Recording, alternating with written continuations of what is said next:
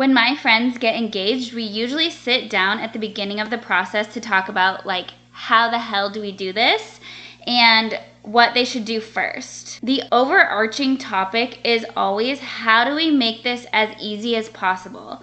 How do we not do it like everyone else so it doesn't suck? Welcome to the Unveiled Bride Podcast. I'm Kyle James, and I used to be a wedding planner, and now I teach brides how to plan the weddings and happily ever afters of their dreams. This show is the candid, unfiltered conversations you would have with your bestie if they were a wedding planner. So grab your favorite caffeinated beverage and let's talk weddings. I am so excited. Welcome to my very first episode of the Unveiled Bride Podcast. A lot of you probably know me from my YouTube videos. I absolutely love doing those, but as a single mom of 3, the getting ready, filming process was just not happening. But 2 of my closest best friends just got engaged, and I started diving into planning with them, and I just remembered how much I really love this stuff and that I really know my shit. So I just had to start sharing again, and I think this is the best way to do it. The thing I hear the most is wedding planning is so stressful. That's literally the identity of it. When my friends get engaged, we usually sit down at the beginning of the process to talk about how the hell do we do this and what they should do first. The overarching topic is always, how do we make this as easy as possible? How do we not do it like everyone else so it doesn't suck?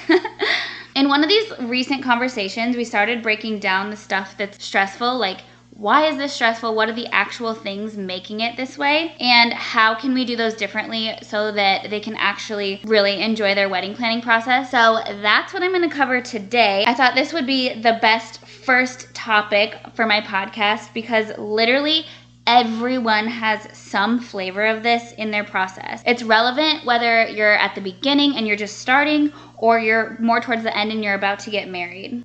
And it's really fucking important. It literally makes everything so much harder at a time that you should be celebrating and creating and just loving your life. And it makes your post-wedding depression so much worse. Yes, post-wedding depression is a thing, and I have an entire episode coming out on that. But handling our stress and making this amazing is definitely gonna help that not be such an issue. So why is it so effing stressful? Well, number 1, it is a gigantic project, a huge project. And not only is it a huge project, it's full of tasks that you have never done before. It's a lot, it's a big learning curve. Most people have not ever done something like a wedding, have never managed and created an event to this scale. And as you probably know, there's just so many little things to do. And none of them are things that you've usually done before. Some of you might have a career where you have done stuff like this. But when it's your own wedding, it's different. It's literally like drinking from a fire hose, and then there's a lot of other factors on top of it that I'm going to get into.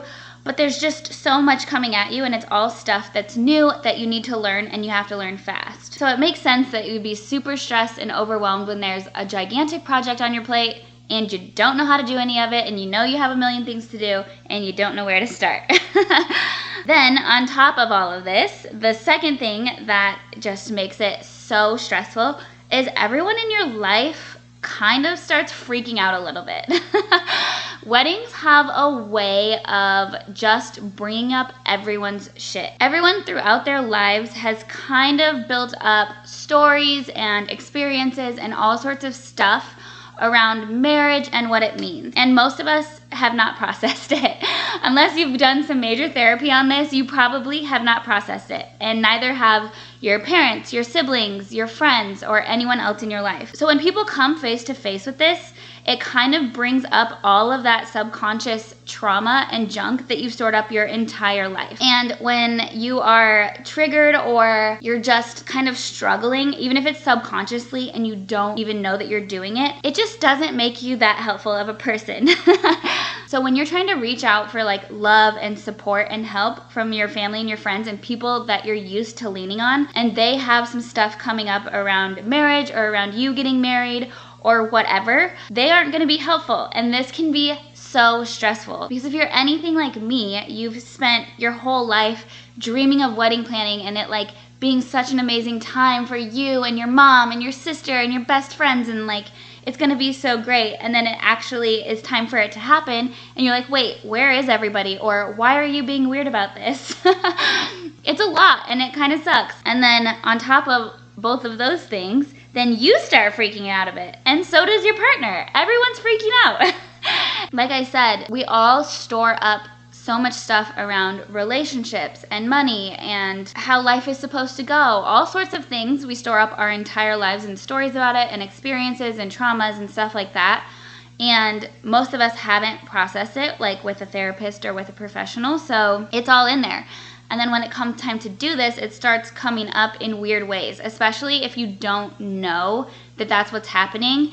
Then you're like, why am I so mad at my partner? Why am I like so controlling over this wedding? You start acting in ways and doing things that are just outside of who you are as a person. And that just makes this so much harder. And then your partner does this as well. And so you're both kind of like acting from a subconscious place and not really being yourselves. And all of the people around you are kind of doing the same thing. It's just a lot.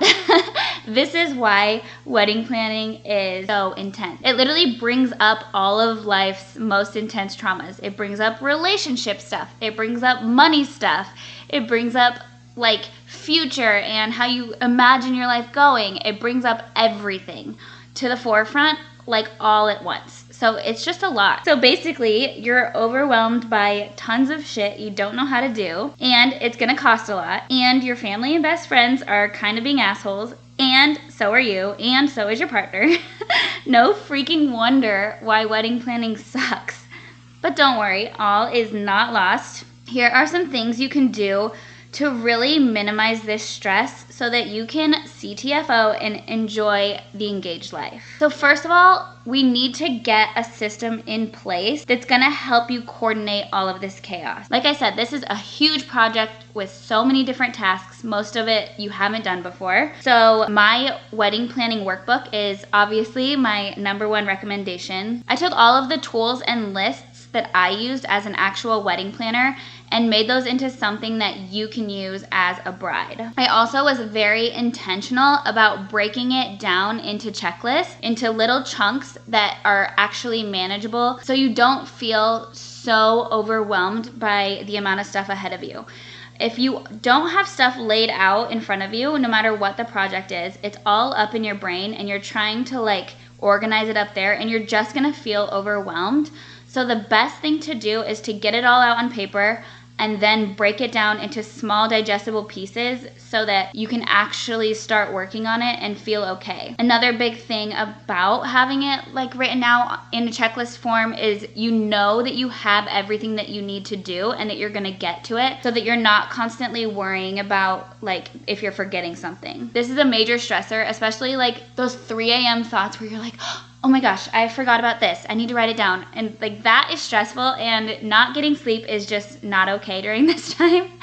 So having lists that you know are complete and have everything you need to do and you're going to get to it at some point really helps you calm your mind and helps you be able to focus on the task at hand that you need to get done first. So for every episode of my podcast, I'm gonna do a little reference page for you so that I can list out all of the things that I mention and you can just go through and get the things that you want. So for this one, it's gonna be the unveiledbride.com/podcast/1. I'll also link that in the show notes for you. Or if you're watching on YouTube, I'll link it in the description. So if you haven't already, go grab my planner, get it printed, make yourself a pretty binder, and get everything out of your head onto paper. That is gonna calm your mind and like just help you so much with easing this wedding planning stress. There are also a million different other choices out there for ways to manage this process. There's apps, there's books, there's workbooks, there's websites. Whatever you're into, just pick something and get it out of your head and get it into a process. You need to find a system to use to organize all of this stuff, because your brain is awesome and your brain is smart, but it just can't manage all of this at once. The other thing about getting a system into place is to hire a wedding planner if you're gonna do so, or a day of coordinator. I always recommend to hire at least a day of coordinator, because you don't want to be managing this stuff on your wedding day. You will not be able to fully enjoy it if you're trying to manage all of these little pieces. But if you are going to hire a full service wedding planner and your budget allows for that, then this is something you want to do first, because they will have a system in place to help you get through all of this stuff. So whether you're planning yourself or not, you should definitely get a workbook and get that going, but also get a person on your side who knows how to do this stuff. If you do not plan on hiring a wedding planner and you want to plan the whole wedding yourself, still hire your day of coordinator up front, because they are a great point person for recommendations, and they can also just help you figure out how to do some of this stuff. A lot of day of coordinators have different packages where you might get a few meetings throughout the process so that they can help you. So get a system in place so that you have everything in a pretty little binder. You have all your checklists, you know that everything is in there, and you can get it out of your brain and onto the paper. And get your wedding professional hired, whether that's a full service wedding planner or a day of coordinator or something in between. My next tip for organizing this huge project is to write out a vision. So once you have your binder and you have like all of the logistics stuff kind of in place, you want to get an overall vision laid out. I actually have a little workshop that I did. It's completely free that walks you through exactly how to write out your big picture vision for your wedding, and it has free worksheets for you to fill out so that you can really get it out on paper and ask yourself all of these questions to know what you're going for. But if you enter into any big project, not just wedding planning, any project, and you don't have a goal or a vision for the end, then you're just kind of like running around like a chicken with your head cut off. You don't know like what you're supposed to be doing, you don't know when, you don't know what you want it to look like, and having all of this uncertainty in the process and not having a goal is going to add to your stress. It's gonna make everything harder, and you're just gonna not feel like you're making progress because you don't even know what you're making progress towards. So getting a vision laid out is just so important. And like I said, I have a free workshop that walks you through how to do this, and this is also a worksheet in my workbook as well. So I'll link both of these on the reference page for you. But it's so important for you to sit down with your partner and come up with what you want your wedding to be like. What is the goal here? My next tip for you is going to handle so much stress, because I think the number one stressor of wedding planning is money, is the budget. Even if it is coming out sideways and it seems like it's other dramas, it's probably actually the budget, because we all have major money stuff that comes up during wedding planning. My third tip for you is to get a budget written out. That workshop that I mentioned that I have linked for you walks you through exactly how to do this. Once you know how much you're gonna spend and where that money's coming from, I feel like that just eases so much stress. If you're just spending here and there and don't know what's going on, you're gonna end up spending way more than you want, and that's stressful because you just like know, even if you're like good at ignoring it, you know subconsciously that you're spending more than you think you should. So not only does that workshop and those worksheets walk you through laying out your total budget, it also helps you break it down by category so that you just feel like organized and in control, and you know how much you should be spending on each thing. Even if you do have an overall budget number that you've come up with, but you don't break it down by category, you're still gonna feel stress of staying in that budget because you don't really know how all the pieces are gonna fit together. Everything just seems super expensive and you don't know how much you should be spending. So laying it out by category and like how much you should be spending on your venue, your catering, your photography, all of that, then you just feel so much more in control and you know what's going on. And even if you are blowing your budget, at least you know that. And for some reason, it's still less stressful because you know it. But if you're just ignoring your budget and like white knuckling your way through this, you're just not going to be able to enjoy it like you would if you have everything organized and you know what's going on. So like I said, that free workshop that I have walks you through exactly how to do all of this, and it has 22 pages of worksheets so that you can write everything out and just get organized in CTFO and just enjoy this process. If you haven't done that already, go do it. There's no reason not to. It's totally free and it's just so helpful. My next tip is to get some self-awareness. Everyone kind of starts to freak out. All of your subconscious stuff that you've built up your whole life starts coming out, and so does everyone in your lives. So if you can get to the point where you can at least recognize like, hey, I'm not being totally me, or hey, I'm way more mad or way more triggered about this than I should be. What's going on here? That is going to help you out so much. There are tons and tons of books and podcasts that can help you become more self-aware. One of my favorites is You Are a Badass by Jen Sincero. I'll link that on the reference page as well.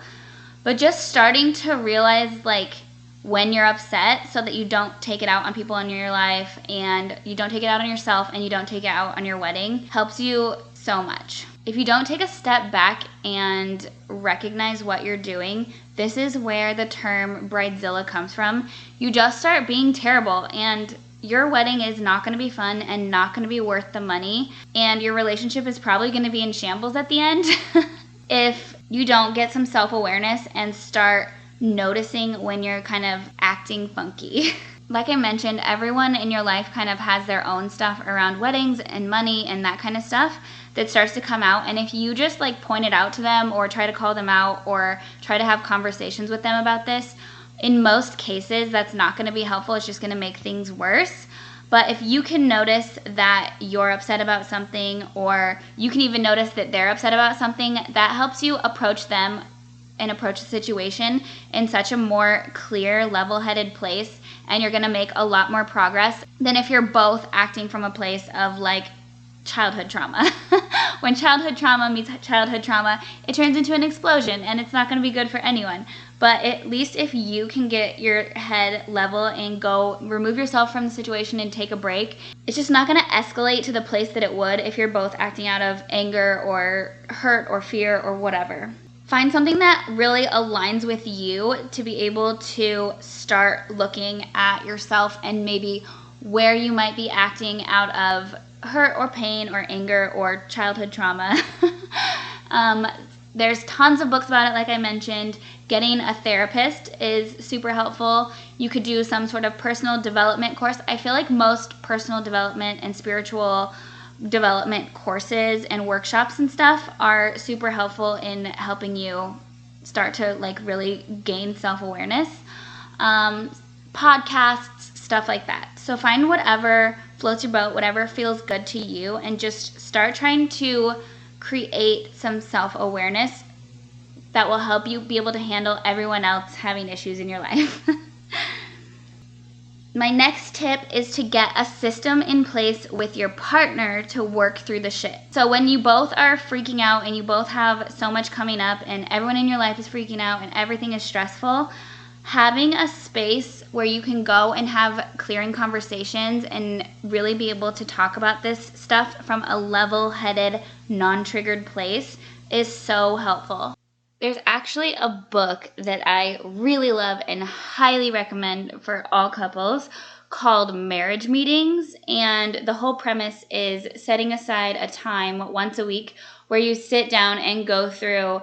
You start with like acknowledgments and compliments and get each other all feeling good, and then you go through a few more things, and then the last part of it is you bring up any conflicts or any issues that you might be having, whether that's with each other or just anything that you're having in your life that you would like to look at. So I love the idea of applying this concept to wedding planning. So set aside a time each week where you are working on your wedding planning. You're looking at your budget, you're looking at what you need to do, what's coming up, and just like getting on the same page with everything. But then you would also have a time in there where you could say, hey, is there anything bothering you? Or hey, this thing is really bothering me. Can we look at this? I think having like a set time and space to do this is so helpful, because if you just bring this stuff up in the moment, you haven't had time to process it, you're triggered, they might be triggered, things like are just gonna not go smoothly if everyone is upset. But if you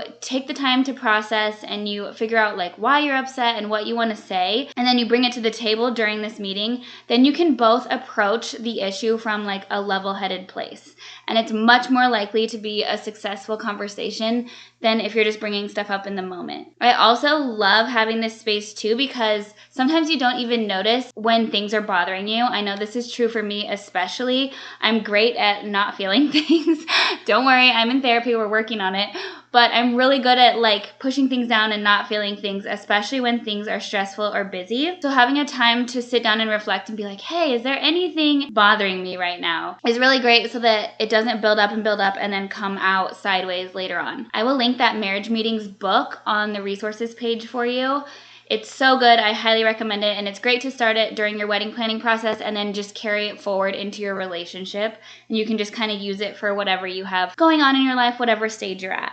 My next tip is to stop trying to make your family and friends be how you want them to be.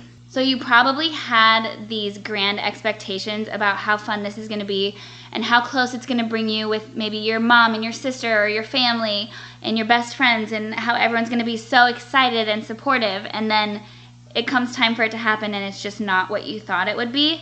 If you keep trying to push them to be how you want them to be, you're going to end up pushing them away. This goes back to the self-awareness piece. If you can be self-aware and you can like exit the situation before it gets too heated and just notice that you're upset and they're probably upset about something that has nothing to do with the actual wedding planning process, then the conversations aren't going to just keep getting more and more escalated, and you're not going to be storing the same like resentment or being passive aggressive that you would if you aren't noticing like, hey, maybe they're just like kind of scarred about marriage or money, or maybe they're nervous that they're losing their best friend or their sister or their daughter. When you stop and think about that when somebody's like upset at you, you have so much more compassion for them, and you can just be present with what's going on instead of getting into your own stuff and it turning into a big fight. So handle your shit when you can. Notice when you are the one doing this stuff,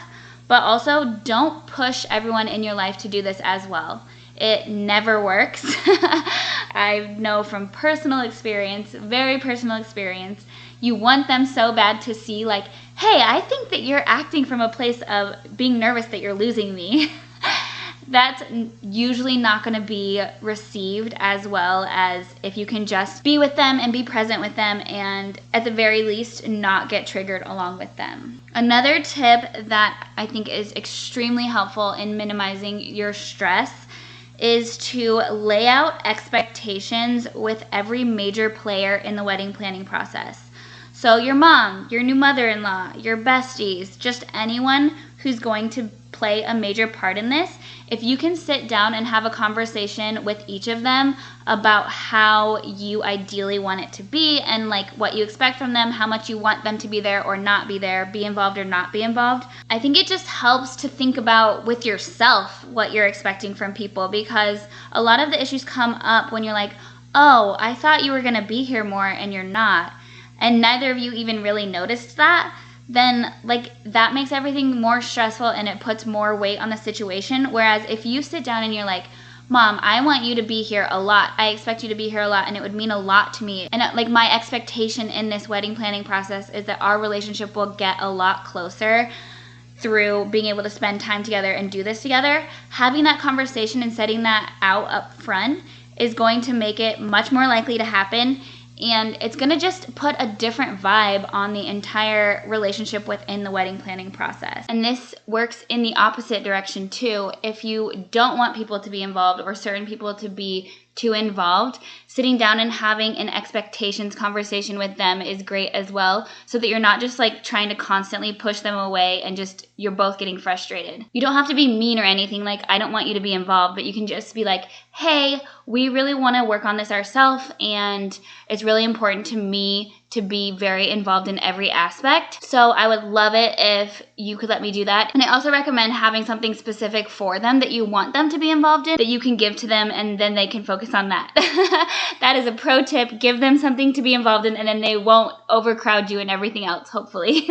So saying, hey, I really would love your help with catering, or I would really love your help with floral, or you're really great with favors, or something like that. Just giving them a certain job in a certain place to be involved will make them feel special, make them feel important, and make them feel involved, but also give you the space that you need in the rest of the process. If you set an intention and are straightforward with your expectations about how you want people to be and how much you want them to be involved in the process, This is going to just set the stage for clear, open communication throughout the entire process, and it's honestly going to bring you closer to everyone. P.S. If your maid of honor has done my free maid of honor workshop and has my maid of honor manual, then they already know that they need to have an expectations conversation with you, and they have an entire worksheet on that as well.